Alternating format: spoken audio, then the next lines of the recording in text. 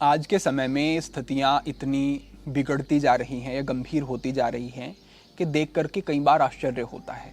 आपके सामने भी खबरों में, न्यूज़ चैनल्स पर बहुत सारी स्थितियाँ ऐसी आती होंगी कि किसी स्त्री के विवाह के बाद किसी दूसरे पुरुष के साथ अवैध संबंध या फिर किसी पुरुष के किसी दूसरी स्त्री के साथ अवैध संबंध, जिससे कि घर नष्ट हो गई, स्थितियाँ खराब हो गई। ये सारी जो स्थितियाँ हैं, ये जब एक्सट्रीम पर पहुँच जाती हैं तब आपके सामने आती हैं, तब खबरों में आती हैं। लेकिन अगर आप धरातल पर देखेंगे तो ये स्थितियाँ आज के समय में बहुत ही सामान्य होती जा रही हैं। और जो ये लिविंग रिलेशन आदि की स्थितियाँ चली हैं, ये तो बड़ी ही गंभीर हैं, बड़ी ही निकृष्ट हैं, और इनमें कितनी क्रूरता सामने आई है पिछले कुछ वर्षों में, वो आपके सामने है। तो इन स्थितियों से कैसे बचा जाए, इस पर हमें ध्यान देना होगा, क्योंकि आप एकदम से दुनिया को नहीं बदल सकते हैं। आप सबसे पहले ये देखें कि मेरे अपने जीवन में कोई गलत व्यक्ति ना आ जाए, इस पर ध्यान देना होगा। ये कैसे ध्यान दिया जा सकता है? जब आप प्रेम को समझेंगे कि प्रेम है क्या, उसको कैसे समझेंगे, क्योंकि अपना विवेक आवृत हो जाता है, ढक जाता है व्यक्ति का प्रेम में पढ़ करके, और वो प्रेम वास्तव में नहीं होता है और वो सोच समझ नहीं पाता है। तो हम कैसे समझें कि कौन व्यक्ति सही है, कौन ठीक नहीं है? ये हम उन संकेतों से समझेंगे जो हमें हमारी संस्कृति में हमारे विद्वानों द्वारा प्राप्त हुए हैं। उनके आधार पर ही हम इस विषय पर बात करेंगे। मैं यहाँ पर आपके साथ प्रेम के अलग अलग प्रकार साझा कर रहा हूँ। बात करूंगा सबसे नीचे कोटि के जो प्रेम की स्थितियां हैं उनसे, और जो दिव्य प्रेम, निष्काम प्रेम है, वहां तक हम समझेंगे। सबसे पहले हम सबसे नीचे कोटि का जो है स्थिति, उसकी बात करें तो यह है प्रपंच प्रेम।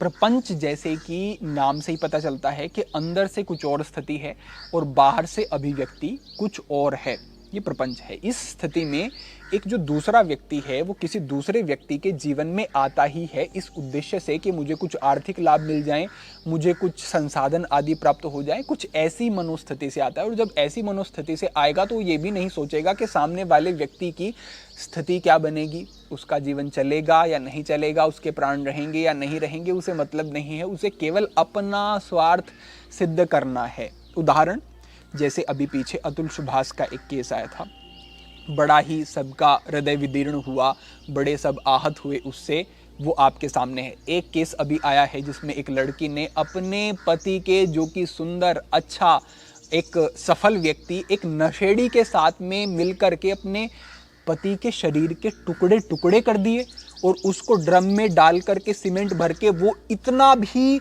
उसके मन में क्षोभ नहीं हुआ और वो घूमने के लिए चली गई, वो अपना अय्याशी कर रही है। कैसे हो सकता है? आप सोचें, अगर एक व्यक्ति के लिए थोड़ा भी किसी के मन में प्रेम होगा ना, अरे छोड़ें अपने पति को, अगर कोई दूसरा व्यक्ति भी है उसके प्रति भी ऐसा व्यक्ति सोच नहीं सकता है। लेकिन अगर ऐसा किया जा रहा है तो ये कितनी तामसिक वृत्ति के लोग हैं, और ये प्रपंच ही है। बाहर से तो आपको कई वीडियो भी सामने आई होंगी जिसमें वो अपने पति के साथ नाच रही है, अपनी बेटी के साथ नाच रही है, लेकिन क्या उसके मन में उस पति के लिए कुछ भी भाव थे?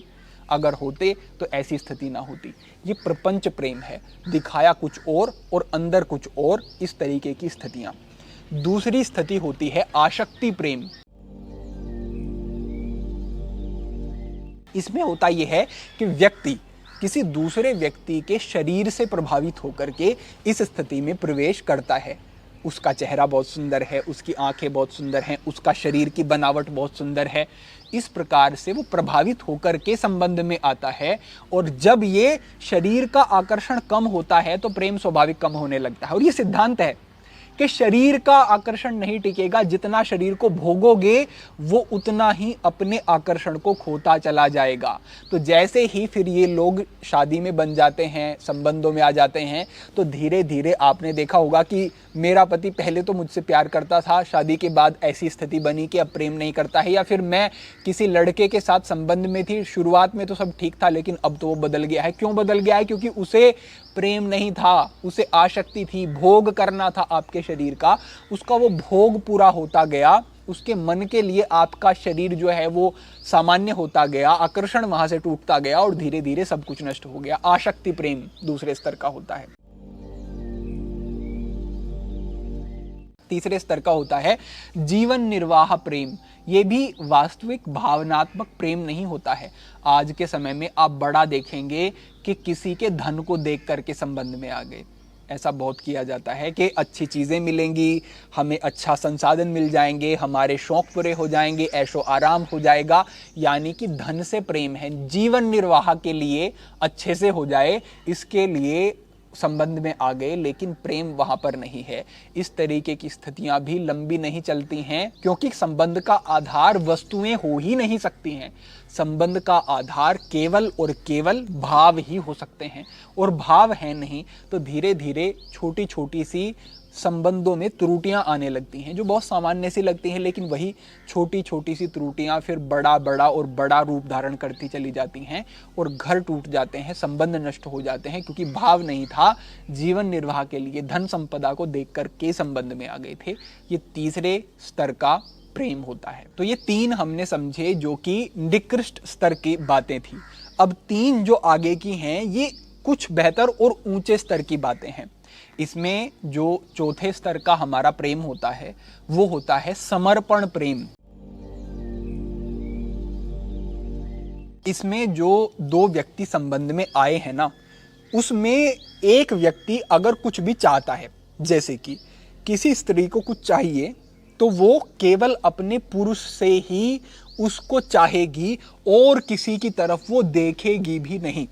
चाहे उसे शारीरिक सुख चाहिए, जो कि गृहस्थ जीवन के बाद एक व्यवस्था है, और चाहे उसे आर्थिक स्तर पर कुछ भी चाहिए, कोई स्थिति चाहिए, उसे कोई वस्तु चाहिए, उसे कुछ साजो सज्जा की कुछ चीज़ें चाहिए, जो भी कुछ उसे चाहिए, वो केवल अपने पति से चाहेगी और अपने पति के लिए ईमानदार रहेगी।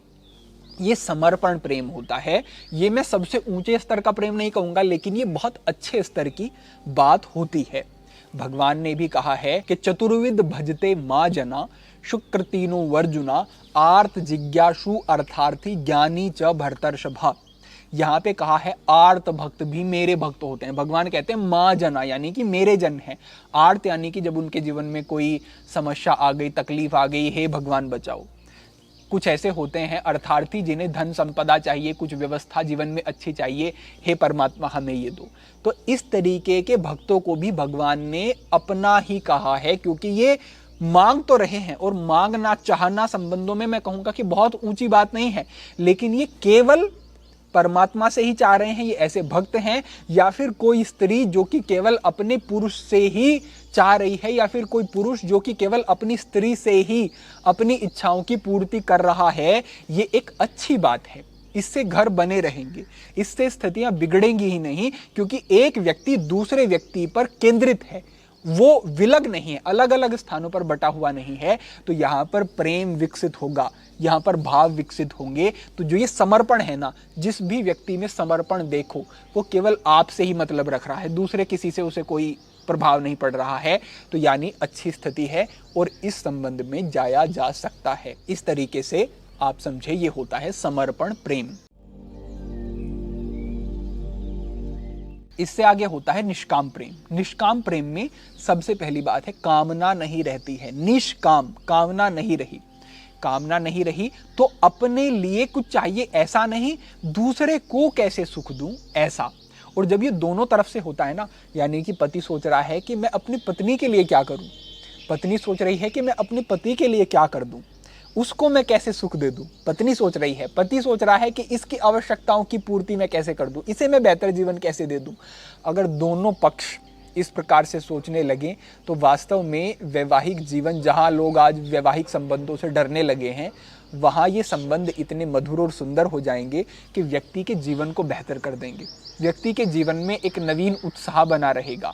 व्यक्ति सुमार्गगामी भी होगा, क्योंकि उसे एक आंतरिक रूप से मजबूती मिल रही है, एक प्रेरणा मिल रही है कि मुझे कुछ अच्छा करना है, मुझे अच्छा व्यक्ति बनना है, मैं अच्छा बनूंगा तभी मेरे परिवार को सुख होगा, मुझे कुछ गलत नहीं करना है। एक अच्छे समाज का निर्माण होगा और अच्छे परिवार का निर्माण होगा। जैसे एक व्यक्ति है जो कि किसी वस्तु को भोग के सुख प्राप्त करता है, निष्काम प्रेम में व्यक्ति उसी सुख को दूसरे को सुखी करके उस सुख को प्राप्त कर लेता है। यानी कि मेरी अर्धांगिनी को या अर्धांगिनी मेरे पति को सुख हो रहा है तो उससे ही वो सुखी हो जाती है। अपने भोग के स्थान पर वो दूसरे को सुखी देख करके उस सुख को प्राप्त कर लेती है। अपेक्षा है कि आपको समझ आया होगा। तो ये भी एक निष्काम प्रेम का लक्षण होता है। एक लक्षण ये होता है कि इसमें व्यक्ति कब्जा नहीं करता है, यानी कि ये व्यक्ति हर समय मेरे पास रहे, केवल मेरे अनुसार ही चले या मुझे मिले ही, इसमें ऐसा भी नहीं होता है। इसमें ऐसा होता है कि सामने वाला व्यक्ति प्रसन्न रहे, खुश रहे, ये केंद्र में होता है। ये निष्काम प्रेम होता है। इसके बाद आता है दिव्य प्रेम, जिसकी शिक्षा हमारे योगी ऋषि तपस्वी देते आए हैं। उन्होंने कहा है कि सब में ब्रह्म को देख करके, परमात्मा को देख करके जब उनसे प्रेम किया जाता है तो वो प्रेम और अधिक शुद्ध हो जाता है, क्योंकि फिर उसमें राग, द्वेष, भोग वृत्ति और कुछ भी निकृष्ट भाव नहीं रहता है। उसमें हर एक ऊंचा भाव आ जाता है। अपनी पत्नी में, बच्चों में, पिता में, अपनी माता में जब ब्रह्म स्वरूप देख करके प्रेम करते हैं तो वो और विशुद्ध हो जाता है। इसे दिव्य प्रेम कहा गया है। भगवान ने कहा है, यो मां पश्यति सर्वत्र सर्वचै मयि पश्यति तस्साहं न प्रणश्यामि स च मे न प्रणश्यति, कि जो मुझे सर्वत्र देखता है, यो मां पश्यति सर्वत्र सर्वचै मयि पश्यति, सब में मुझको ही देखता है, उसके लिए कभी मैं ढका हुआ नहीं हूं। ये दिव्य प्रेम होता है और इसकी अनुभूति एक अलग ही स्तर पर होती है। यहां तक पहुंचने के लिए व्यक्ति को प्रयास करना चाहिए, लेकिन उससे पहले वो कम से कम समर्पण प्रेम और निष्काम प्रेम तक पहुंचे, उसके बाद वो दिव्य प्रेम में प्रवेश कर सकता है। ये नाम जब आप करते हैं, ध्यान करते हैं और जीवन में सद्गुणों को लाते हैं, उसके बाद ही स्थिति बनती है। इस तरीके से ये प्रेम के अलग अलग स्तर होते हैं। प्रथम 3 स्तर जो हैं वो निकृष्ट हैं और इसके आगे के जो 3 स्तर हैं वो बेहतर और बहुत बेहतर और फिर दिव्य हैं। तो इस तरीके से अगर आप इस प्रेम को समझेंगे तो आप कहीं ना कहीं प्रेम को सही अर्थों में जान पाएंगे और फिर जीवन में सही निर्णय भी ले पाएंगे। तो आज के लिए आपके लिए यही एक शास्त्र सम्मत मार्गदर्शन था, एक प्रेरणा थी, जिससे कहीं ना कहीं आपको कुछ ना कुछ स्पष्टता हुई होगी। तो आज के लिए आपके लिए यही मार्गदर्शन, भविष्य में अन्य महत्वपूर्ण विषयों पर मार्गदर्शन होता रहेगा। सभी के लिए प्रार्थना, सभी के लिए मंगल कामना। आज के लिए इतना ही। ओम नमः शिवाय।